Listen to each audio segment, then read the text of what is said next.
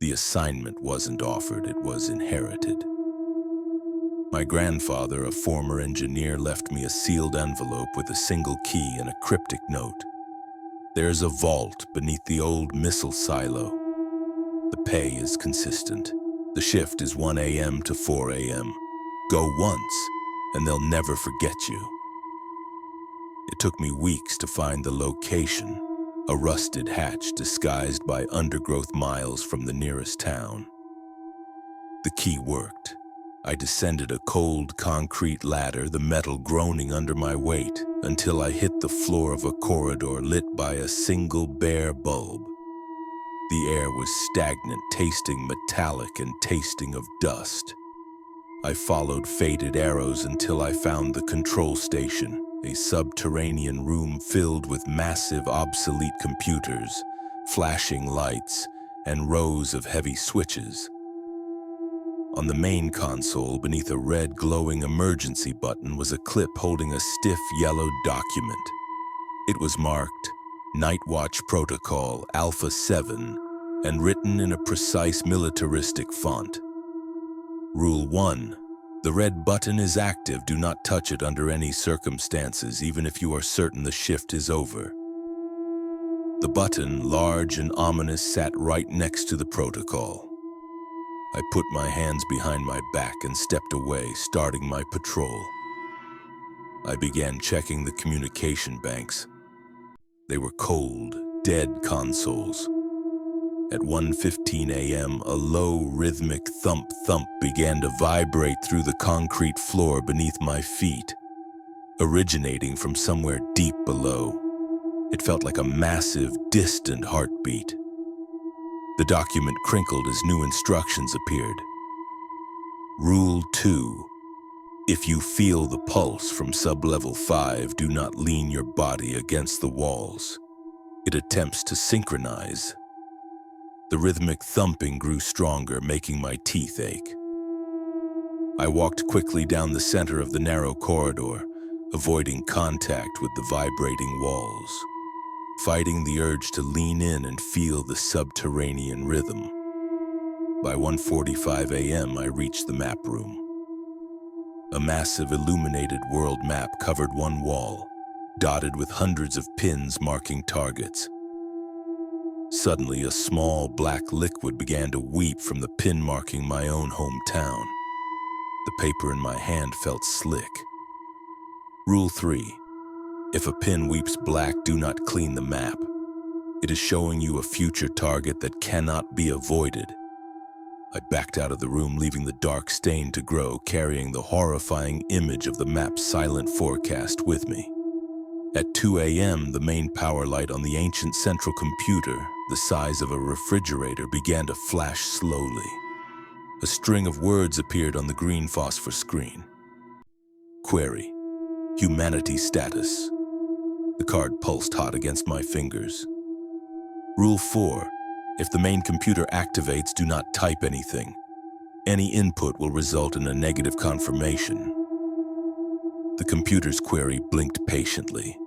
I imagined typing OK and the terrifying, irreversible command that would follow.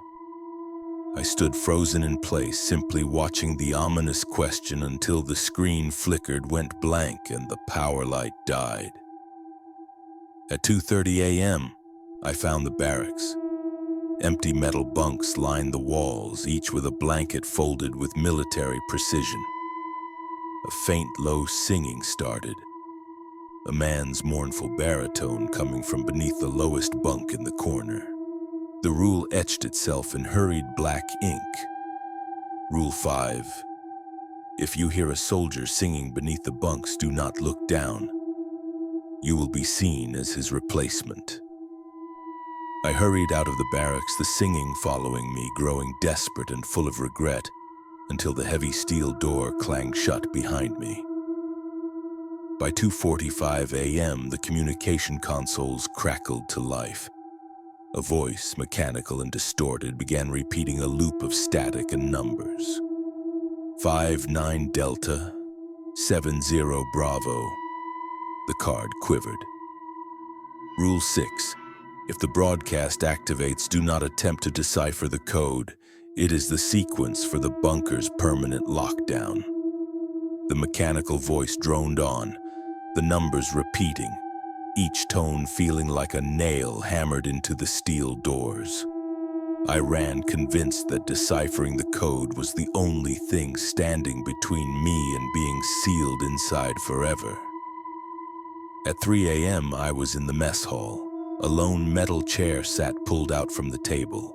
As I watched, a dark, freezing vapor began to settle on the seat, forming a perfect seated silhouette, the ink smeared across the page. Rule 7. If a seat is waiting for you, do not sit down. The air will mistake you for one of them. I backed away slowly. The vapor figure seemed to solidify, tilting its invisible head, the condensation outlining the ghostly form of a tired man waiting for company. At 3:15 a.m., a sound came from the main airlock door, a metallic scraping, followed by a series of precise 4-digit key tones being punched into the exterior keypad. Someone was trying to get in. The card burned in my hand. Rule 8. Do not approach the airlock before the shift ends. It is the decontamination unit arriving early. It sterilizes what it finds. I pressed my back against the far wall.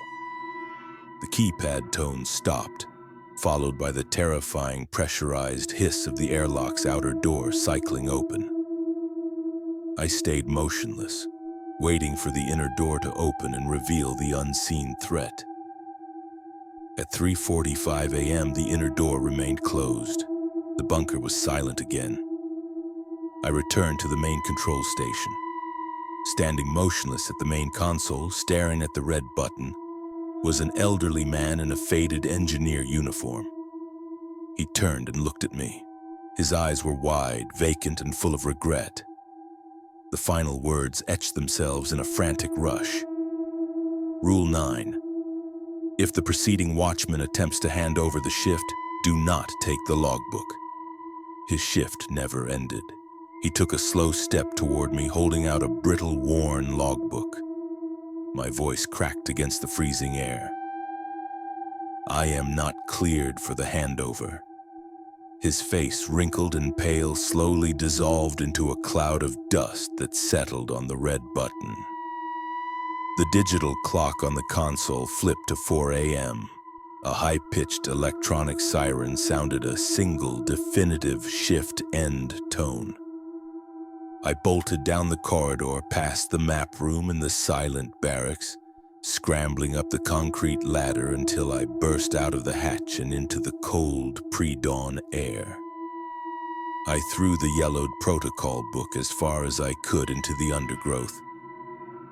I never went back to the old missile silo. But sometimes when I'm alone, I hear it. The faint, distant thump, thump, thump of a heartbeat deep beneath the concrete. And I know one thing for certain. Rule 10. The bunker does not pay money. It only pays time.